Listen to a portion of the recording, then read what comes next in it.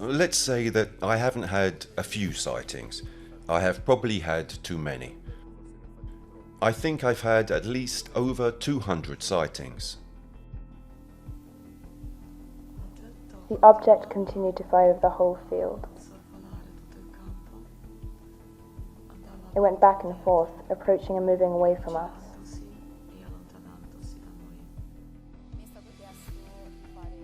I was asked to make a comparison with what I had seen on a material level to represent it with objects. Here you can see what it was that I saw from the plane window, and this was flying over the object.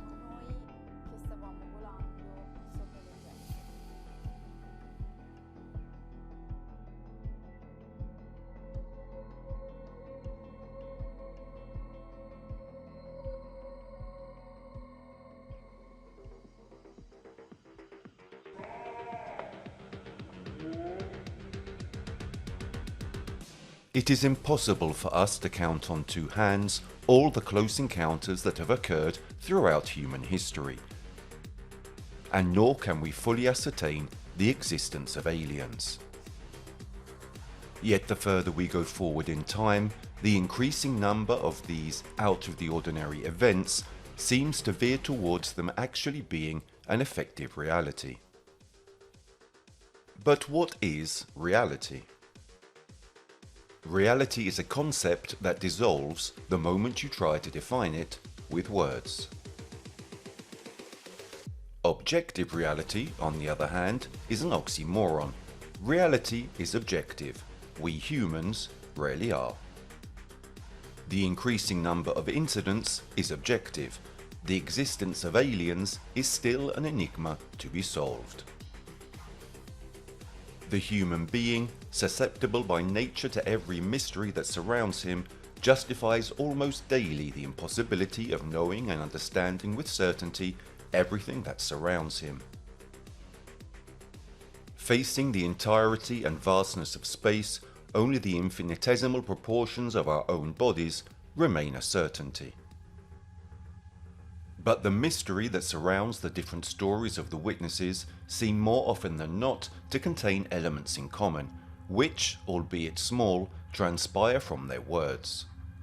Telepathic messages, sensations perceived and often determined by the type of flying object sighted, the thought that these entities are also following father-son generations at a family level.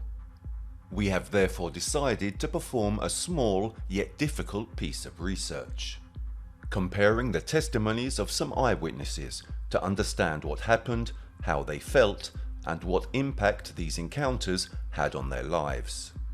The protagonists of our story are two eyewitnesses of sightings, Stefania and Antonio, and Ivona, a woman who claims to have been abducted. Stefania, with a dreamy and at the same time analytical personality, has had only one eyewitness experience. Antonio, a man of strong principles and tied to family values, tells of his constant sighting experiences. Ivona, who offers a partial testimony and decides to remain anonymous due to terrible experiences of the past, tells us of a situation where time would seem to be something that can be manipulated and controlled by extraterrestrials. The truth, synonymous with reality, is in front of our eyes. It is just that very often we are unable to see it. They are not entities in general that we see directly in the material sphere. Most of the experiences tell this, but it would seem that there are contacts through dreams, through the dream world.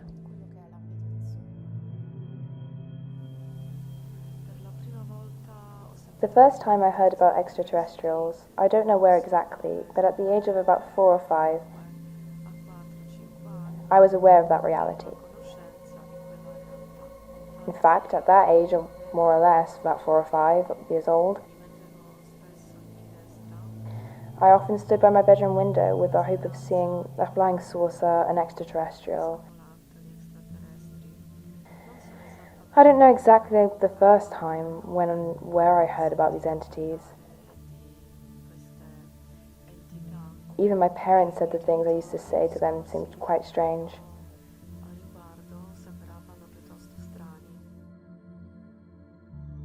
Sometimes I perceive, it's not that I perceive, not that I suffer from telepathy.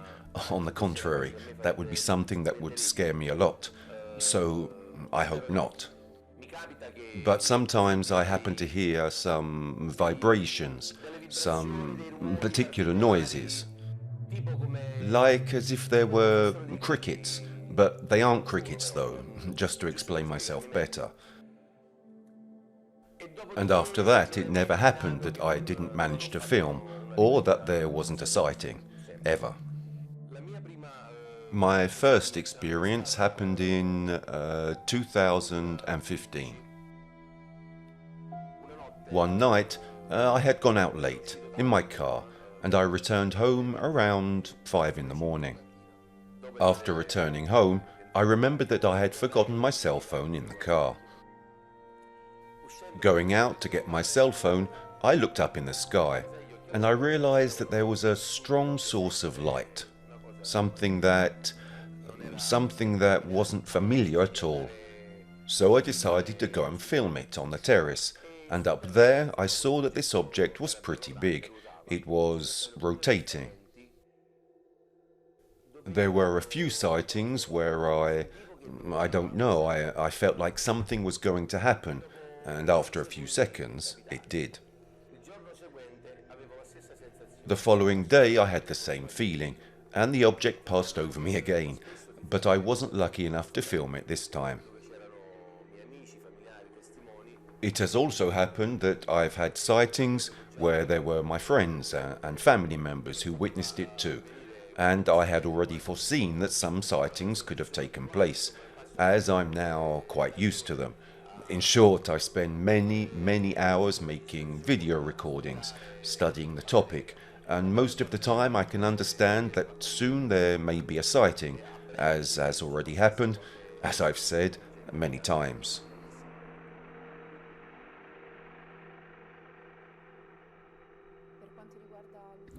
As far as ufology is concerned, the first experience I had dates back to a few years ago. And the only thing is that I questioned the fact that there have been many previous contacts, even without my knowledge, directly with alien entities. Let's start, first of all, from the beginning of my journey, because it was a very, very strange experience. I lived it in a very ambiguous and very strange way, in the sense that in that period of time in my life, I was having a sort of decline. However, we wanted to visit a friend of ours in Germany. I got everything organized. I said to myself, I'm going to take my camera. But I felt an energy inside, something strange. I felt like I was enveloped in some sort of bubble of peace. That I was myself, yet enveloped in this energy. Sometimes I would ask my mother why I was born here. And I didn't feel comfortable in this dimension, and I told her I wanted to go home. My mother didn't understand my question, the concept of home. I wasn't referring to home as a structure made of bricks, walls and windows, but of a dimension, a different world. My first experience happened in Poland. In 1978, in June, towards the end of the month. On the way back, I was at the airport and decided to take my camera on board, even though I wasn't actually allowed to. I managed to bring the camera on board the aircraft, and everything around me was quiet. Very relaxing. In a certain sense, it was a relaxing journey. There were no problems from any point of view during the trip, or people around me who had any type of frenetic behavior.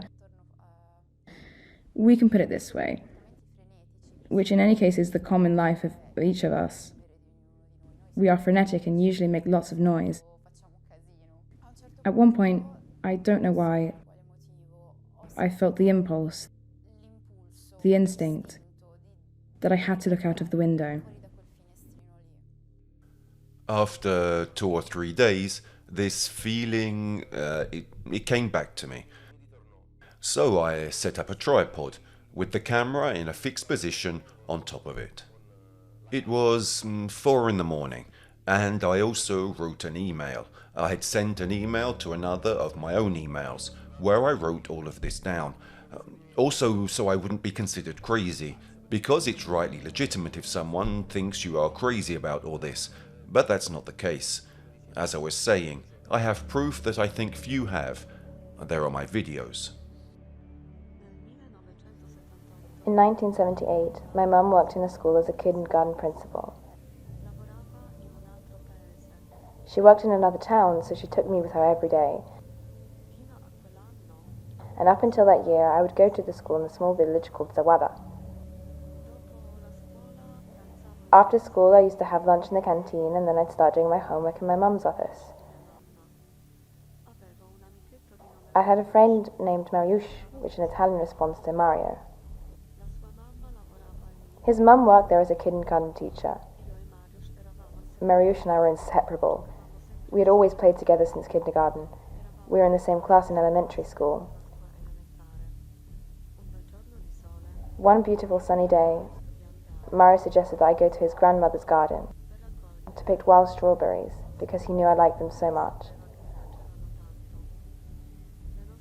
Our mothers agreed to us going. All those years ago, there wasn't so many dangers. And in that small town, everyone knew each other. After school, after having lunch around 2 p.m., we went to his house. My friend decided to change route. Instead of taking the wide, paved main road, all paved, he convinced me to take a shortcut. So he took me through the fields. Next to me, the person I was travelling with was sleeping, had fallen asleep. But I looked out from this window and started seeing some high-flying birds. I asked myself, why were they there? Why were those birds there? For some strange reason, I thought they were albatrosses. But what were albatrosses doing, for example, in the Black Forest on the German border? There was no reason why those animals would have been there, provided they were animals, because personally I also questioned this possibility. At 4 a.m. in the morning, still nothing had happened. Then, as I was just getting up from my chair, the moment I got up, the object passes over me. It was a big object. It was like a green LED light with an ovoid shape, also with some kind of firelight inside, something like that. I don't know if it was a comet though, because I'm not an expert in the field. It not only left a trail, it left like glittering dust, bubbles, as if it were like water full of LED lights inside. It was something I had honestly never seen before. Even in those circumstances, it was beautiful, but at the same time I was also a little scared because it was quite big. In fact, it was huge. The object continued to fly over the whole field. It went back and forth, approaching and moving away from us.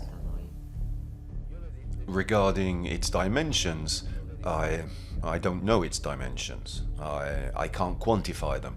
I can't quantify them because I like to be truthful, and we need to talk about what we know, not what we don't know. I could make up the dimensions, but I never will. What I know, which is within my capabilities, which I have managed to see, to know, to discover, to film, is what I've just told you. For the rest, I can't say an object is 10 meters long. It could be 100 meters, it could be 200 meters. Of course, sometimes they're far away, so we can assume that they aren't small objects. what I saw a few moments later, following the trajectory of these beings, amidst these clouds that we were flying through in the plane, I began to see an object forming very, very close to us. And it was a sort of cube-shaped spaceship. A cube with reflective surfaces. So this is also a very ambiguous fact, because I saw them in the reflective surfaces, but they didn't have a shiny surface. It was an opaque surface. I had the impression it was an opaque surface. What mirror has an opaque surface? None.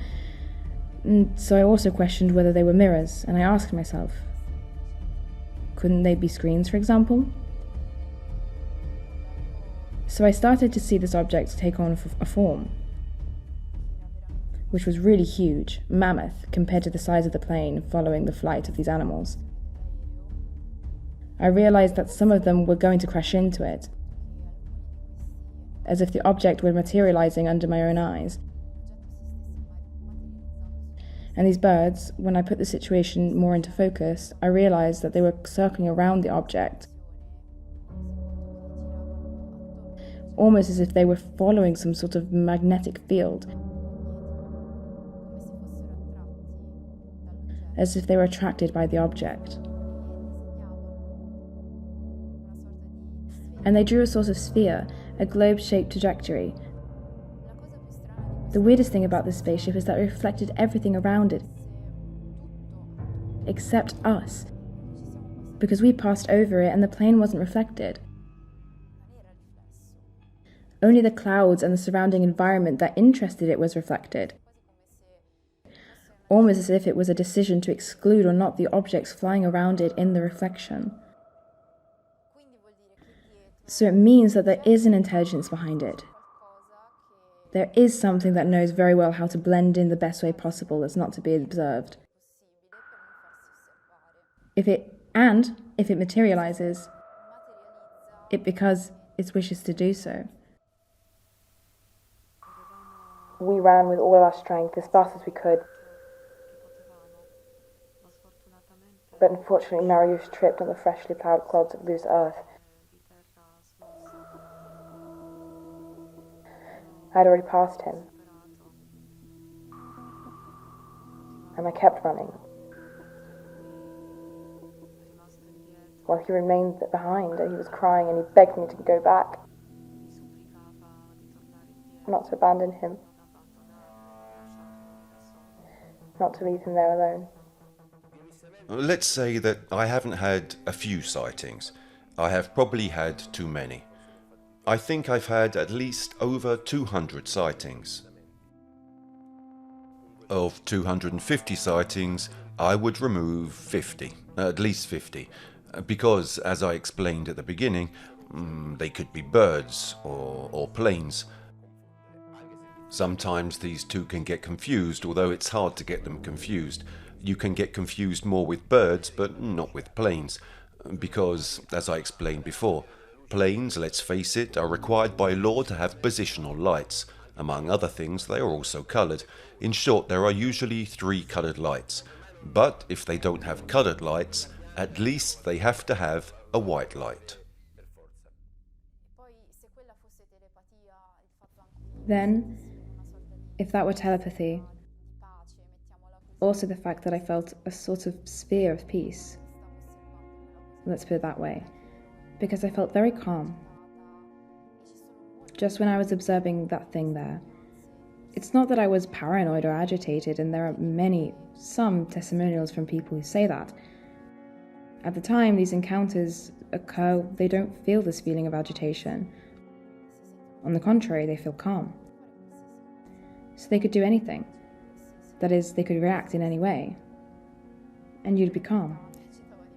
To tell you the truth, I was more agitated by the fact that I couldn't focus on the object with my camera, because I tried to take pictures of the spaceship several times. But I didn't succeed. I tried 3 to 4 times to focus, 3 to 4 times to take the photo, but the camera was a bridge. It went out of focus automatically and it wouldn't take the picture. Could it also be that I got paranoid when I wanted to film that moment? No.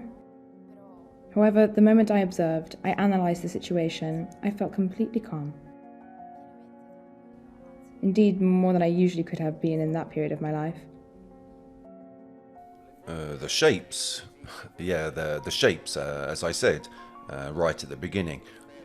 They are spherical. I've also seen ovoid shapes, sometimes even triangular forms. Sometimes they give off an ultraviolet light. Yes, some kind of ultraviolet light. Then there are those that I believe are not, they're not the ones we can say, they're not the good ones. And it's always a dull white colour. Yes, as if it were absorbed. Yes, as if it were absorbing light, but which doesn't emanate. However, it only captures light that comes to take and not out of nowhere. And I think I've explained myself, in short, to those who want to understand us and who are in the field. The strong lights, the bright ones, they put you in a kind of non-fear state of tranquility, where they even make you relentless, where you would never stop filming. Instead, when they are the lights, let's say the dull lights, those lights, I don't think they are good things. Sometimes I happen to see strange things.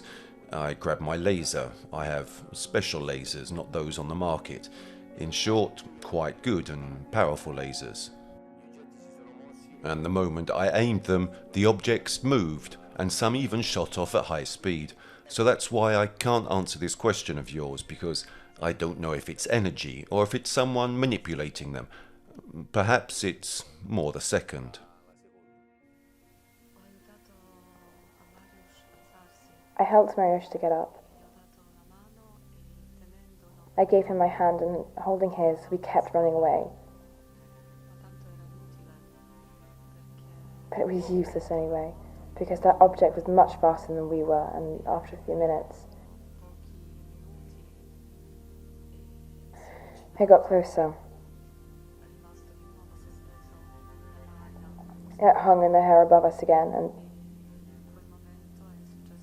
that moment something very, very strange happened. Something I have never been able to explain. I even tried to wake up the person next to me, and he saw what I was seeing. And I also tried to ask him, afterwards when we were on the ground, if he remembered what he had seen. But he had suppressed it at the time. And I think I also know why. A few months later, we had a strange accident, where this yellow spider, as big as a hand, appeared on the dashboard of the car. And we were basically hit a tractor wheel. The car spun around, and moments after the accident, he had suppressed the memory. So it gave me the impression that perhaps he was more sensitive to states of shock. Well, I remembered everything that I had seen. He blocked everything that caused him to be anxious. And we heard no more sounds, no movements of nature. We no longer heard the wind, we no longer heard the birds sing. No external movement, as if everything had stopped around us. Everything was really still, completely still. And I felt excluded from everything around us. As if someone had created a still image, capturing a frame of a film. Something like that. I can't describe it, but I felt very bad. A really bad feeling, and I remember that I was terrified by this feeling. I didn't know how to explain it, nor what would happen shortly thereafter. I don't know why my daughter, who is the oldest of all my children, she got passionate about these things too. She even called me several times because I explained to her a little how it worked, and she immediately fell in love with it. My daughter, Marie-Lou, has also made some sightings. It's also happened that we had the same sighting at the same time. She was on a trip, travelling with her companions on the ring road in a bus. Perhaps it's just a coincidence, but I was going to Naples in my car, and I didn't even know where my daughter was. I mean, at what stage of her journey she was at, what time she was coming home. I just knew she was on a field trip. And I had seen the same thing. A few minutes before, my daughter called me saying, "You know, Dad, I saw this." And I say, "But you're telling me?" And she says, "Yes." "And how do you know?" "Because I saw the same thing." So, initially, I asked myself several things about this encounter. And I also asked myself, perhaps we have discovered things that they don't tell us about? After all, one person's knowledge can make the difference for many. I don't know anything about math, I don't know anything about physics. Even though as a child I was very passionate about both physics and astronomy, but this experience also made me doubt whether it was extraterrestrial things I was seeing. Because one's experience and knowledge can make the difference for many. And when a person finds himself seeing something in front of him that he doesn't know very much about, he often begins to doubt. He doubts his own eyes. It is right to doubt, because you ask yourself about things the brain elaborates what it's observing. This is fundamental.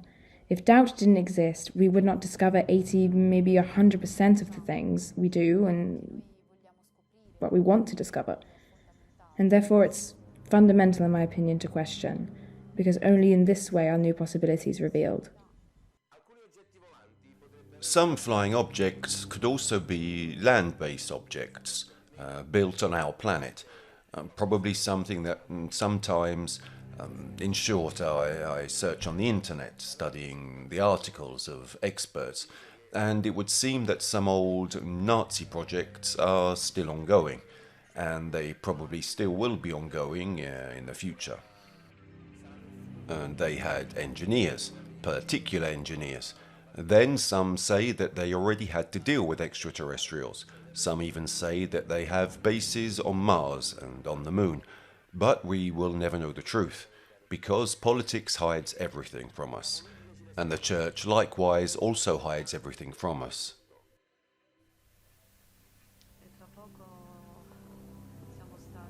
Shortly thereafter, we were immobilized, paralyzed. We couldn't move our legs, our hands, our heads. An invisible force held us still, and we could only move our eyes. In vain, I tried to shout out, to speak. It was totally impossible. After a while, I felt us being lifted up again together. Me and Mariusz. And then nothing. I lost my memory. Our memories were erased. After several hours, we were released again on the field, but in another area, very close to Mariusz's house. We saw Mariusz's grandmother in the distance, hoeing the wild strawberries, which in the end I was unable to eat. And very frightened, with great difficulty, we ran towards her to tell her what happened. From a distance, Mariusz was screaming, "Grandma, Grandma, Grandma, UFO, a UFO, there's a UFO, look at the sky, look up, there's a UFO over there."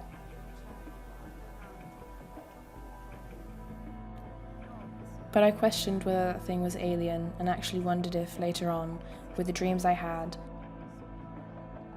my brain was not simply just to re-elaborate what had happened.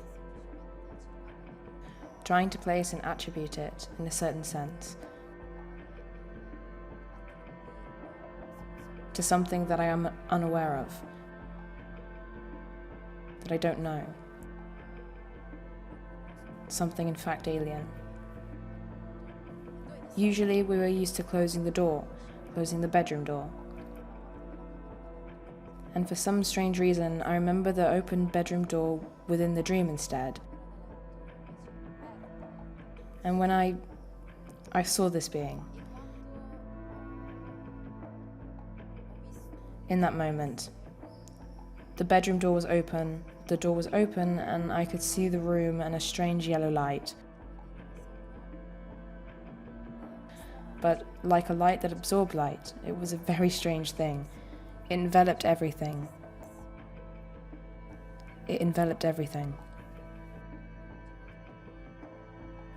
At one point, a shadow started moving around the room, and it was a giant shadow. And at one point I saw a hand, a very, very large hand, probably of a being about 2.5 meters tall, and perhaps even more.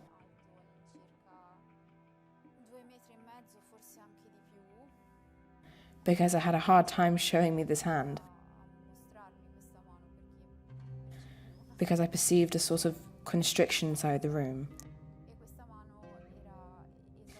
And this hand was exactly like the one in Michelangelo's fresco, the creation of Adam.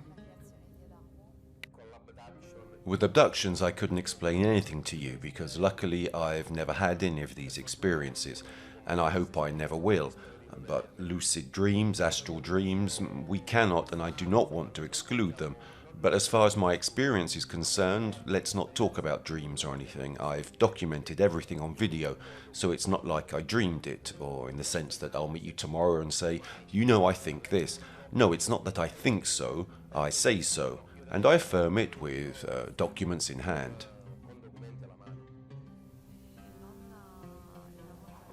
His grandma was very angry because our disappearance had caused a lot of concern to our mothers, who almost called the police.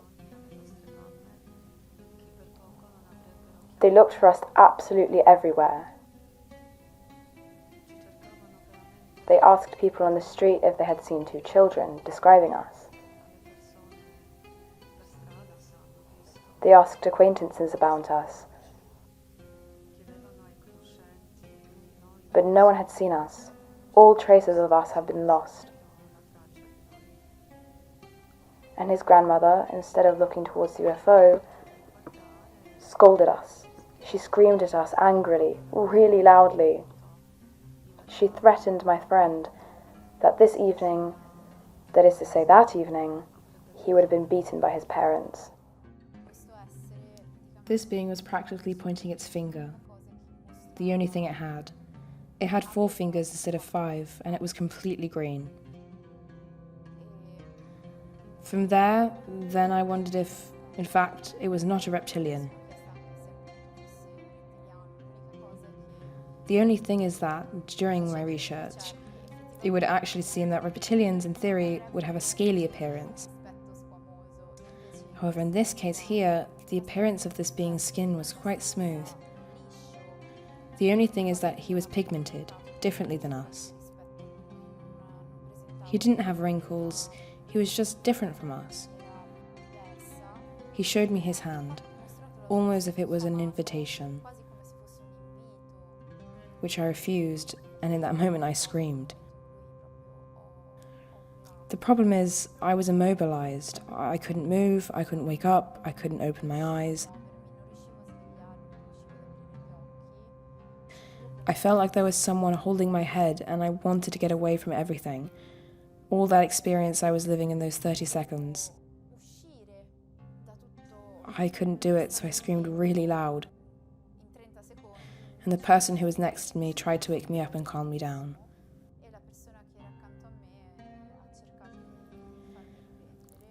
It's just that the moment I woke up, the door and everything I was seeing through the dream, they were exactly like I had left them inside the dream. It was as if it had human behavior in a certain sense. One could feel the way I had lived it. I felt something tired, a being who is tired of going looking for someone. It was very human behavior. It dropped its hand as if it were saying to me, "Are you rejecting me too?" In the end, we managed to attract his grandmother's attention, pointing out to her to the object that was always there, hovering above us, as if it were there to make sure we were safe, and that we were in his grandmother's hands. And when his grandmother got curious and saw the object, it took off with an incredible speed. Truly incredible. His grandmother, however, discredited that incident,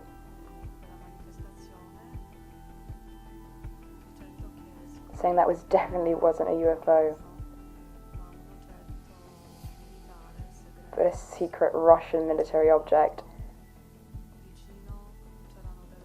given that nearby there were military bases. These encounter experiences, we can't put it this way, didn't just start a few years ago. Since I was born, quite strange things have actually happened in my family. In the sense that when I was very little, I didn't live in a populous small town. In fact, I lived in a sort of cabin built by my grandfather in a locality that is currently considered as a place where miracles happen, which is the Madonna della Guardia on the outskirts of Genoa.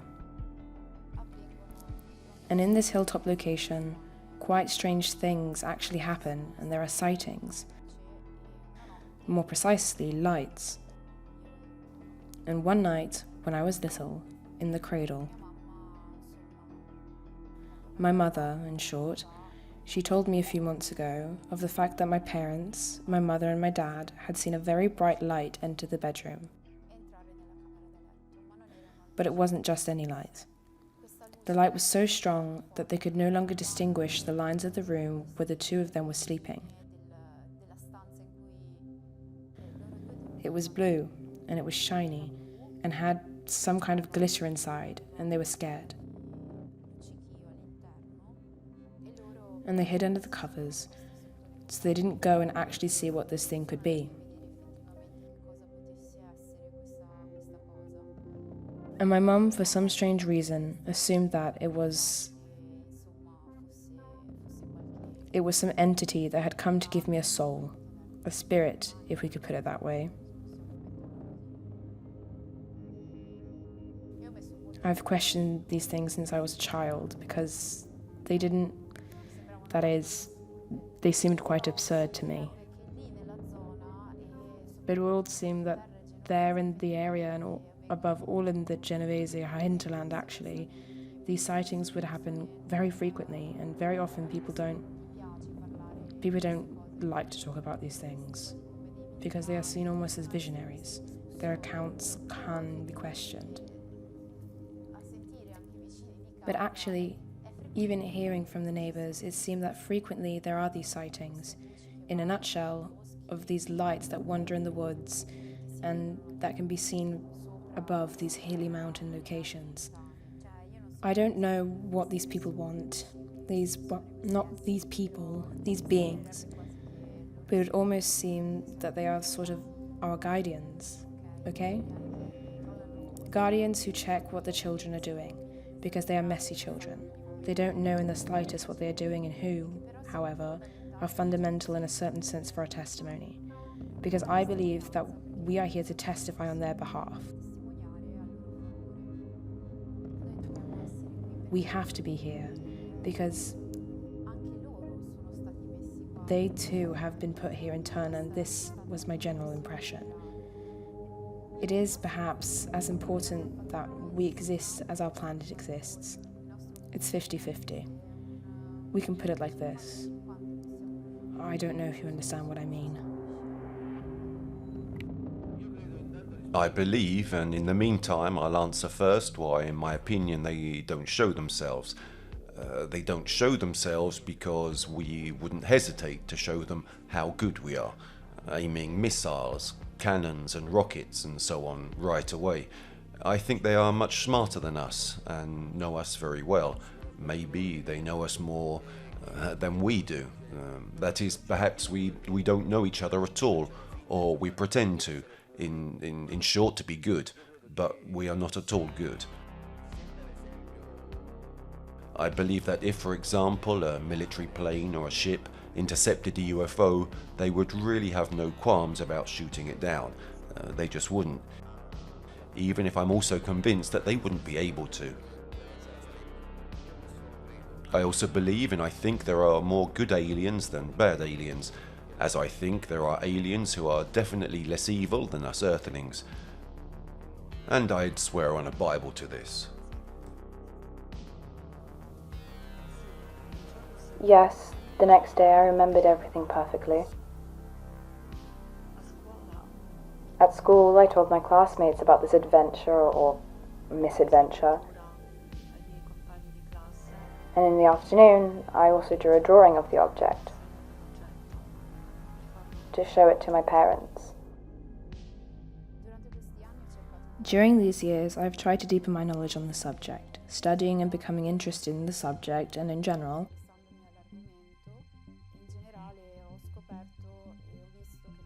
I've discovered and have seen that, however, from a research point of view, many psychologists who have dedicated themselves to regressive hypnosis have discovered several interesting things regarding the field of dreams. Because through this regressive hypnosis, they've noticed that within some of the abducted subjects, we can put it this way, there are entities.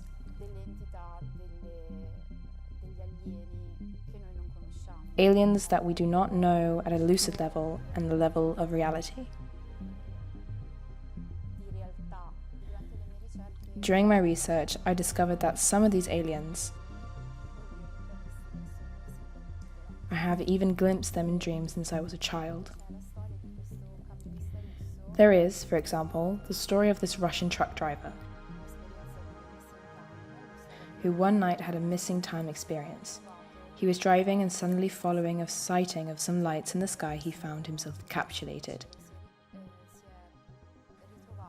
He found himself inside a sort of spaceship, where there was this black being who showed up and started talking to him. The thing I saw as a child was very similar in my dreams. It was very similar to the story of this man and the same entity, this black entity, shapeless and with these sorts of, if we can put it like this, of hair that covered it. I found it at the end of my path to get out of the house. For some strange reason, as a child, I kept having this nightmare where I tried to leave the house. The stairs moved, changed their position, and the apartment even rotated on itself, tipping over, and when I reached the end of this path, I found this being who often told me that there was no way to go back.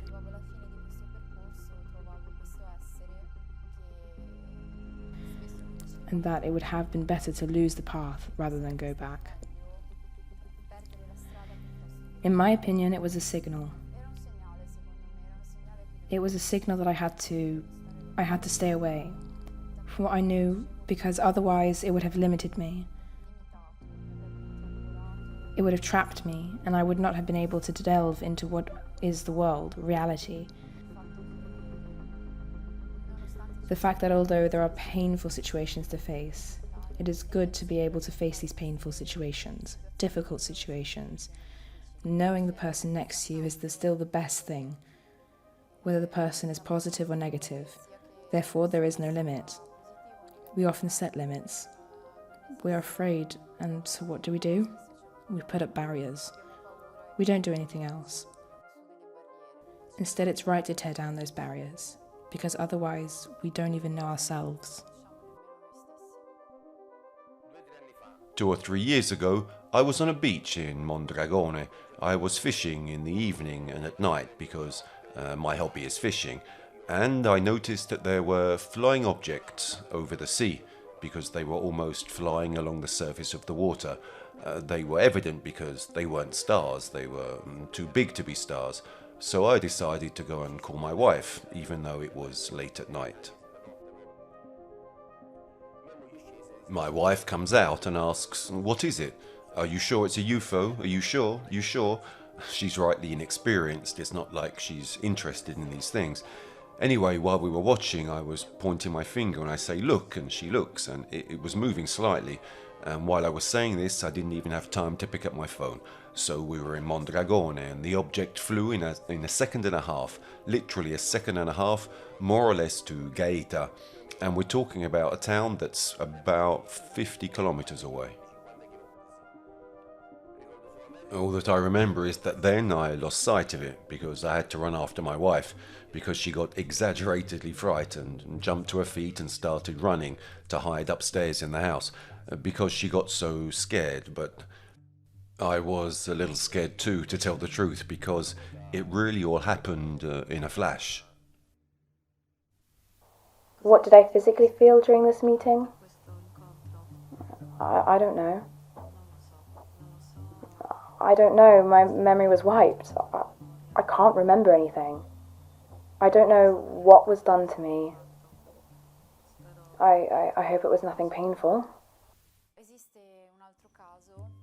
There is another case, namely that of Pier Fortunato Zanfretta,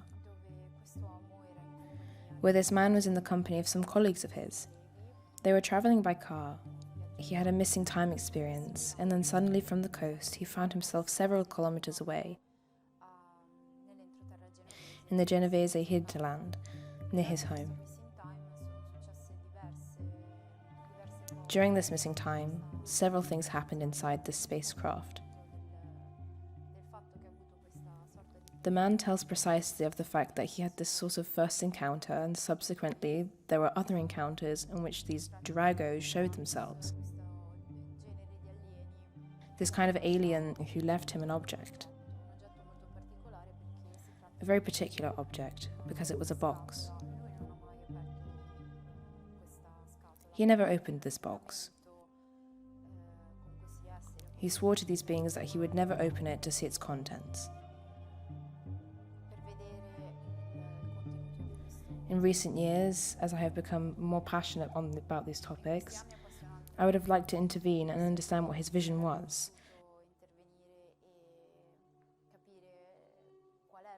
Precisely on these meetings that he had experienced, to understand what the key points of these meetings are and exactly what happened.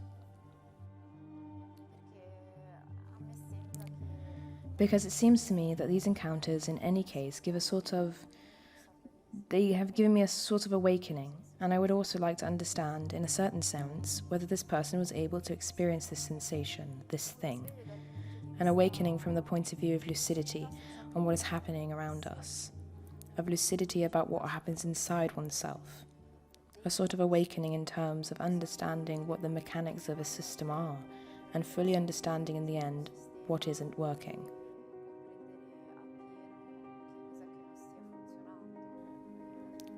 Which is very natural, very human mechanisms, in the sense that each of us and all of us are caught up in some kind of frenzy, aren't we?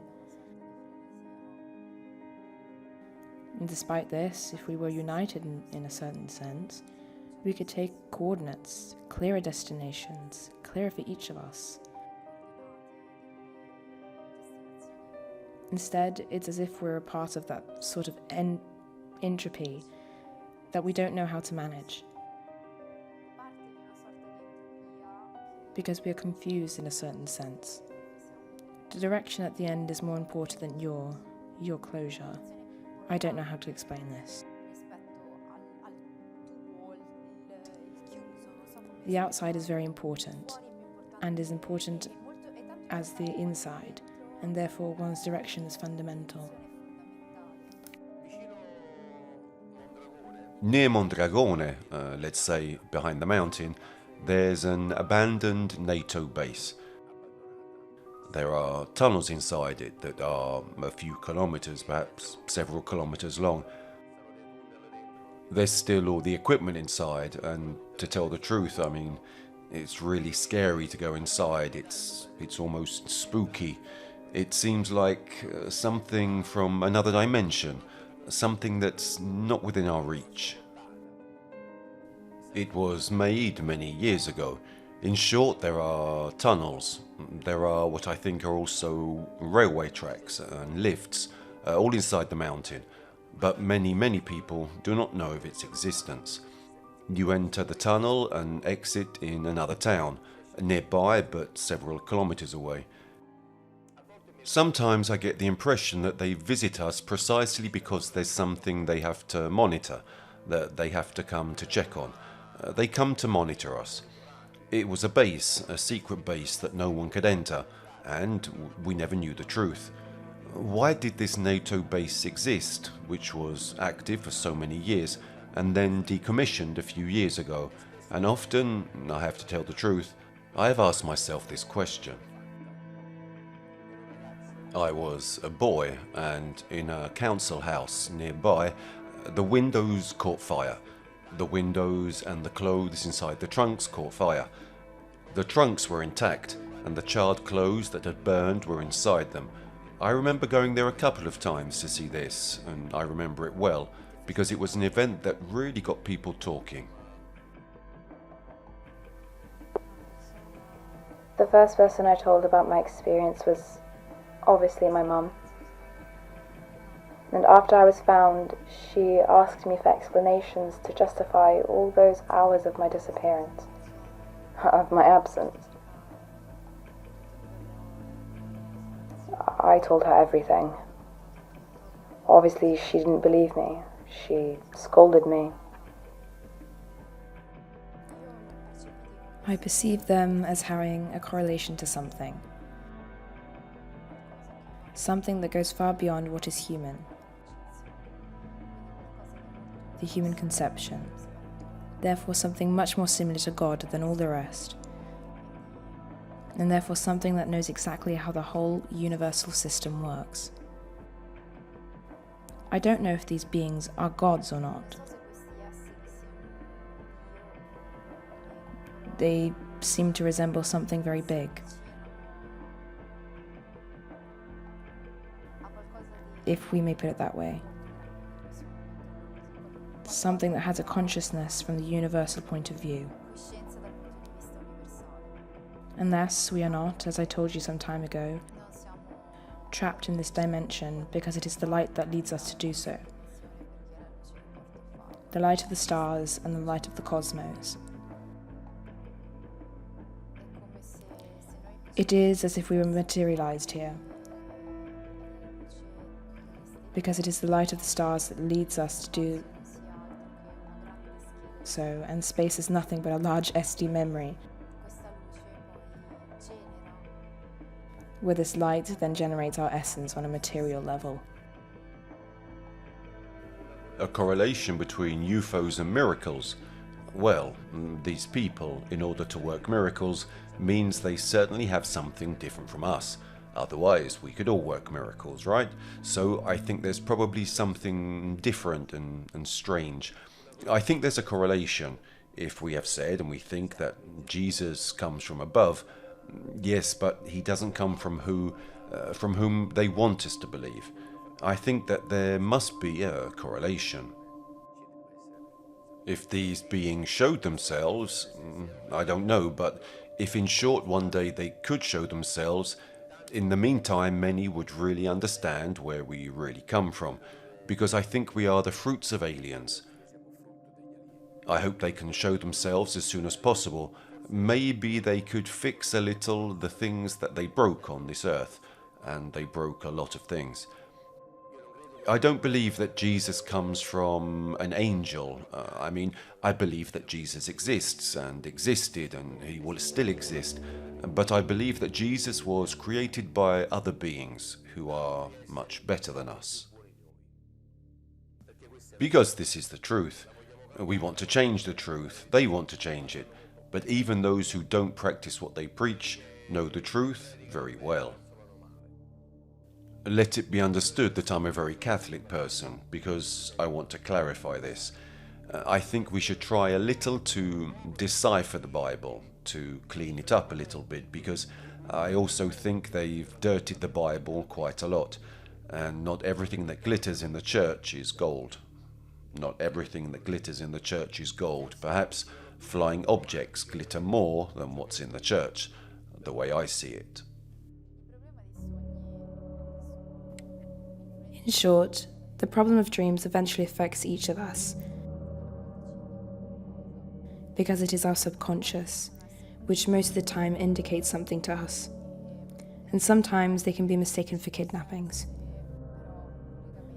But my theory is that there may be a connection between these. However, all people may not know that they have been kidnapped, and in reality, they may have been kidnapped. And I add, only one thing. I strongly believe that these beings, in the course of time, if they ever manifest into a material way, the only real reason to want to do this thing is that we have to get out of here. In the sense that it could happen, and we already see the causes through what we ourselves cause. We are the cause of our evils. And it could also happen that we reach a point of no return, which in part has already arrived, and it is not possible to fix it in reality. If not through thousands of years trying to create and enact temporary solutions to solve the problems we have caused. So, these beings, in short, could only want to manifest themselves where there is and can be verified this point of no return, in an official and general way, when none of us could find themselves having the possibility of being able to save ourselves on our soil and on our planet.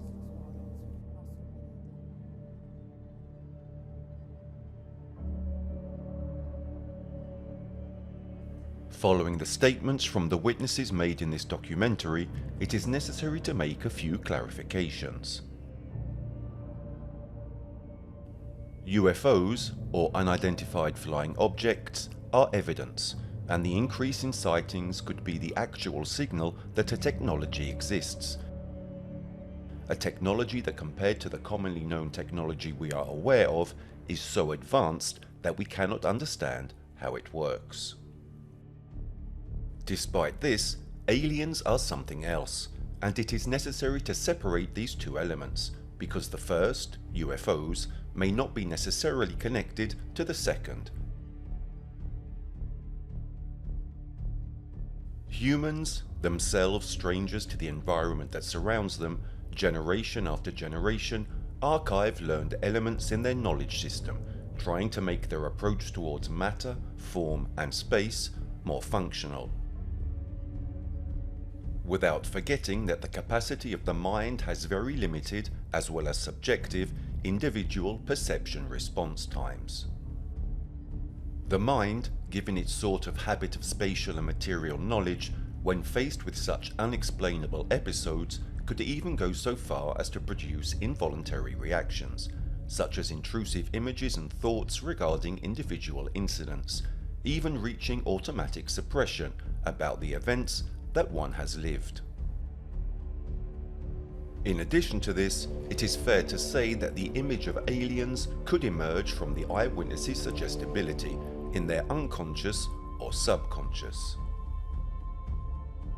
But if this is not the case, then aliens are already part of us.